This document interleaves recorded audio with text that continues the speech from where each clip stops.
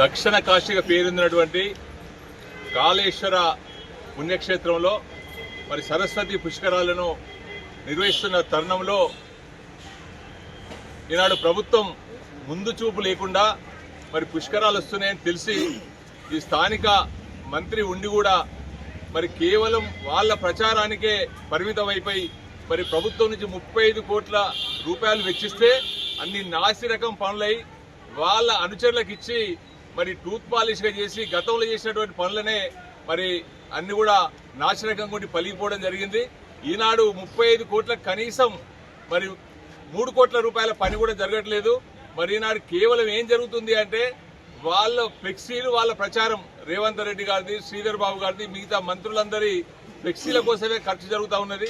వాళ్ళ అనుచరులకు ఇచ్చారు తప్ప మరి వాస్తవానికి దూరదృష్టితోటి టెండర్లు పిలిచి న్యాయంగా ఇవ్వలేనటువంటి పరిస్థితి.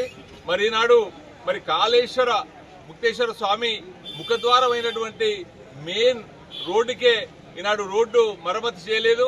మరి సెంట్రల్ లైటింగ్ సిస్టమ్ లేదు, వెడల్పు జరగలేదు.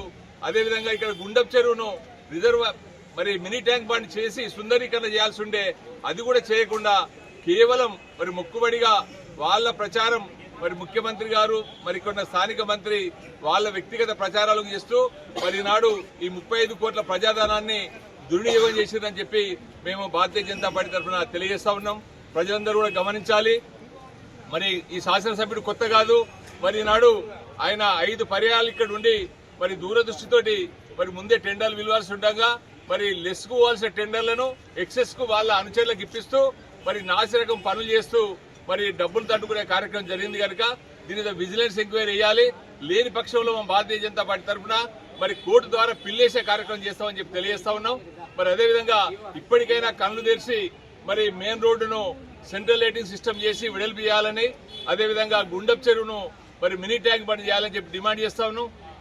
ఈ నిధుల దుర్వినియోగం మీద మంత్రి గారికి చిత్తశుద్ధి ఉంటే ఖచ్చితంగా విజిలెన్స్ ఎంక్వైరీ చేయించి మరి రికవరీ చేయించి పనులు సక్రమంగా జరిగే విధంగా చూడాలని చెప్పి మేము భారతీయ జనతా పార్టీ తరఫున డిమాండ్ చేస్తా ఉన్నాం.